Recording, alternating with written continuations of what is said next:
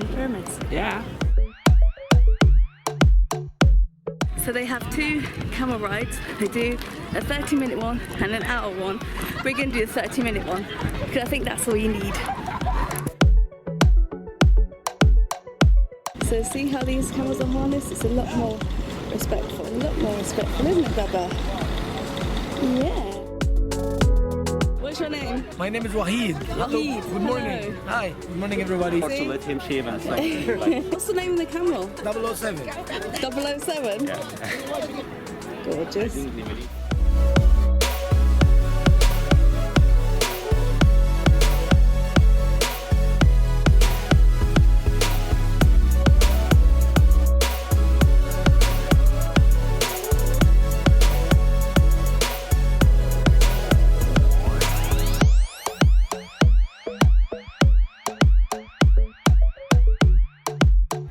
Hello.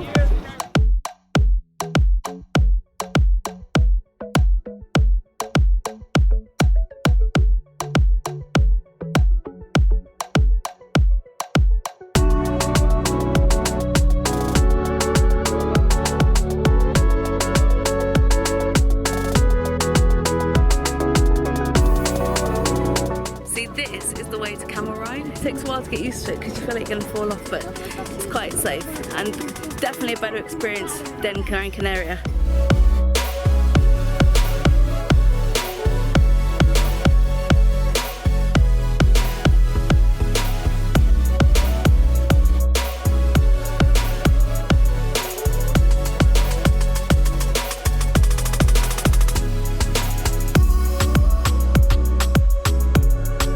So the pyramids look amazing behind me. It just takes a lot getting used to it for the camel, but it's really, really cool. Beautiful view.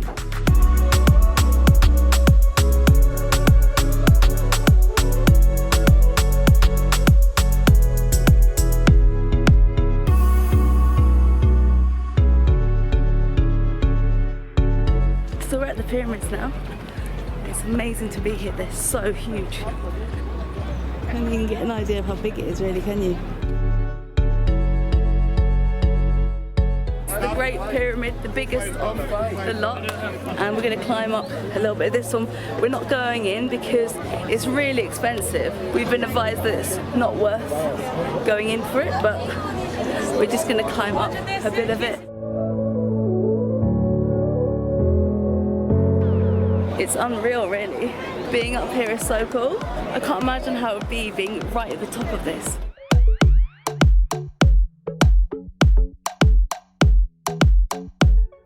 So this is the biggest pyramid of the lot. There are 2 million blocks in this pyramid. They range from 2.3 tons, and some of them are even 70 tons inside the crypts. Sheer weight of this, each block is crazy. And they're built without any gaps between them. Didn't have to have a foundation, they would just put the blocks down, and the weight of everything would keep a solid foundation for the pyramids, and it's survived earthquakes and all kinds of natural disasters, and it's still standing, and it's amazing.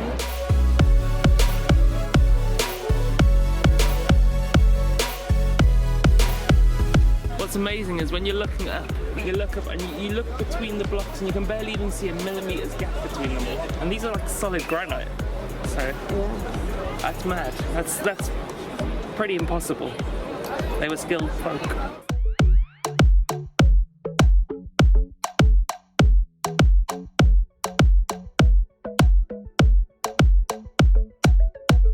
My name is Ahmed. I'm from Giza, nearby the pyramids area for the Great Pyramid, one of the ancient 7 wonders. You will get to enjoy so much. Thank you. You're welcome.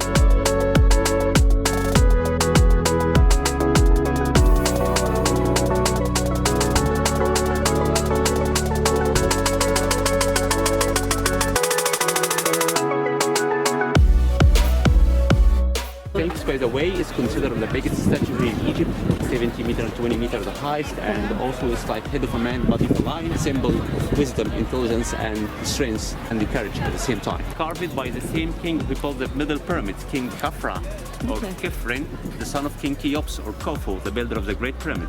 So King Khafre, he's the one that's maybe carved with the Sphinx to guard the pyramids area. And that's this back to like 5,000 years ago. The middle pyramid just maybe look higher than the Great Pyramid. Yeah, it does. That's not correct. That's because like... Perspective? Yeah.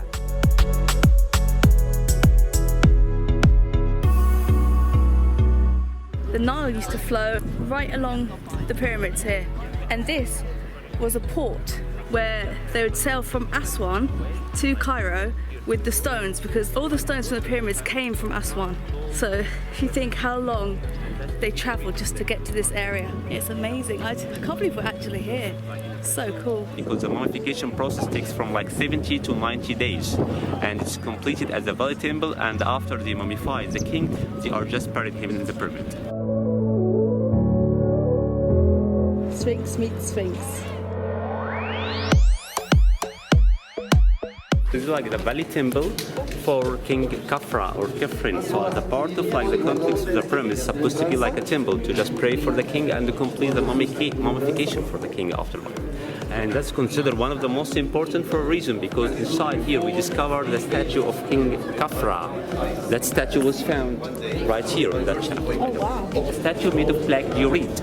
Black diorite is one of the harshest stones all over the world, so it's not easy at all to carve that stone. So if you use any tool, it's broken. Only laser and diamond may be carved in that stone. And the pharaohs we don't discover any diamond tools for the pharaohs. So maybe they are discovered laser to just maybe like cut that stone. So the granite quarry only in Aswan, 1,000 kilometers away from Giza. So they had to take it by boat By from boat, of Aswan. course. So that's like the main means of transportation for the pharaohs, to just move all the blocks, all the stuffs by the boat, of course, by the river Nile.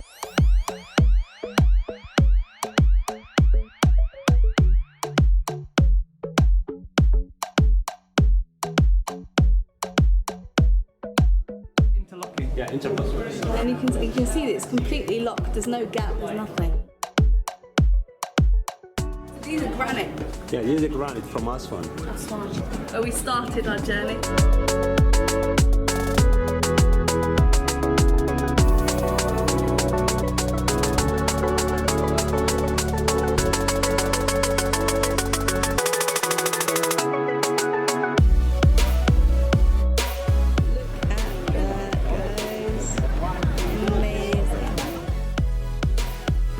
Behind me is the Sphinx of Khafre, and that Sphinx is 5,000 years old.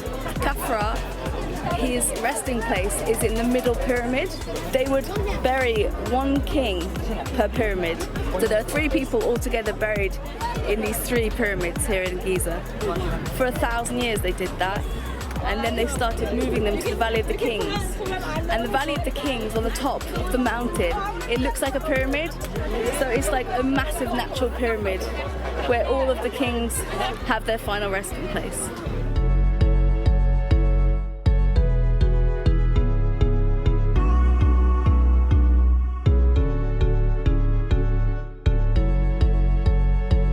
So we're leaving the pyramids now, off to the next place. I would definitely recommend coming to the Pyramids of Giza. You don't need to go to the tombs.